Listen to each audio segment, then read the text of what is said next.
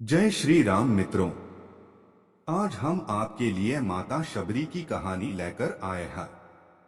शबरी ने भगवान श्री राम को किस जगह और क्यों खिलाए थे जूठे बेर, जाने क्या थी वजह। और हाँ, जो व्यक्ति शराब पीता हो प्लीज हमारे वीडियो से दूर रहे। चलो कहानी शुरू करते हैं। रामायण की कथा में माता शबरी को विशेष महत्व दिया गया है। माता शबरी भगवान राम की परम भक्त थीं। इसके बाद भी उन्होंने भगवान श्री राम स्वयं चखकर मीठे बेर क्यों खिलाए थे। वह कौन सा स्थान है जहां शबरी ने भगवान राम को जूठे बेर खिलाए थे। शबरी ने भगवान श्री राम को किस जगह और क्यों खिलाए थे जूठे बेर, जाने क्या थी वजह। रामायण की कथा में माता शबरी को विशेष महत्व दिया गया है। माता शबरी भगवान राम की भक्त थी। उन्होंने सालों तक भगवान राम और माता सीता की भक्ति करने के साथ उनकी प्रतीक्षा की थी। जब भगवान राम की माता सीता की खोज करते समय वन के रास्ते में माता शबरी से भेंट हुई। उससे पहले माता शबरी रोज मार्ग में पुष्प बिछाकर और चखकर मीठे बेर भगवान राम के लिए चुनकर रखती थीं, और एक दिन शबरी की इंतजार पूरा हुआ तो आखिरकार भगवान राम से उनकी भेंट हो ही गई।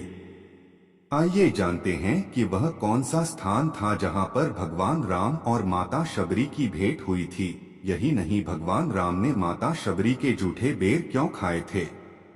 भगवान राम और माता शबरी की भेंट उस समय हुई थी जब श्री राम जंगलों में माता सीता की खोज में भटक रहे थे। रामायण में भगवान राम का माता शबरी से भेंट के स्थान का विवरण है। वह शबरी धाम के नाम से जाना जाता है। शबरी धाम दक्षिण पश्चिम गुजरात के डांग जिले के आहवा से 33 किलोमीटर और सापुतारा से लगभग 60 किलोमीटर की दूरी पर सुबीर गांव के पास स्थित है। ऋषियों ने क्यों किया था शबरी का त्याग। शबरी का जन्म एक आदिवासी परिवार में होने के कारण उसे अछूत माना जाता था। शबरी के माता पिता ने उसका विवाह एक शराबी व्यक्ति के साथ तय कर दिया था। शबरी उसके साथ अपने जीवन को नष्ट नहीं करना चाहती थी, इसलिए वह विवाह से पूर्व अपने घर से भाग गई और वह जंगल में ऋषियों के लिए लकड़ी और खाने के लिए फल तोड़कर लाती थी। सभी ऋषि शबरी से अत्यंत प्रसन्न थे, लेकिन एक दिन जब उन्हें यह पता चला कि शबरी अछूत है, तब सभी ऋषियों ने उसका त्याग कर दिया था। शबरी ने क्यों जूठे किए बेर। अतः में जब ऋषि मतंग ने उन्हें अपनाया और उन्हें शिक्षा दी, जब ऋषि मतंग का अंत समय आया तब उन्होंने शबरी को बुलाकर कहा कि एक दिन भगवान राम तुम्हारे पास आएंगे और तुम्हें इस संसार से मुक्त कर देंगे।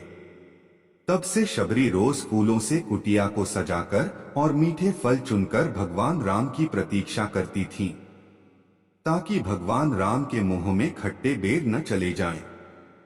सालों तक प्रतीक्षा करते हुए जब शबरी बूढ़ी हो चुकी थी, भगवान राम माता सीता की खोज करते हुए उस वन में पहुंचे जहां शबरी की कुटिया थी। श्री राम ने ऋषियों पूछा शबरी का पता।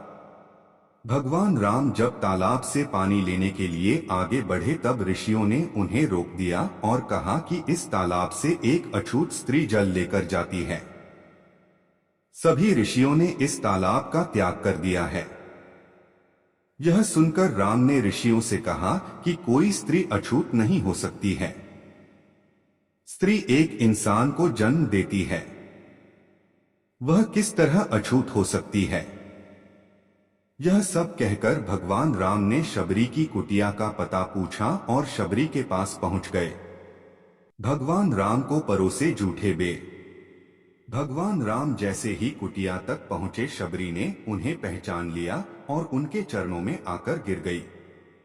शबरी भगवान राम और लक्ष्मण को अपनी कुटिया में ले गई और उनकी आवभगत करने लगी। तब शबरी ने भगवान राम को जूठे बेर परोसे और रामजी बेर खाने लगे। तभी लक्ष्मण बोले कि यह जूठे बेर है, आप कैसे खा सकते हैं। इस पर श्री राम ने कहा कि यह झूठे नहीं मीठे बेर हैं। इनमें माता शबरी के प्रेम और स्नेह की मिठास है। अंत में शबरी ने भगवान राम का आशीर्वाद ग्रहण कर अपना शरीर त्याग दिया।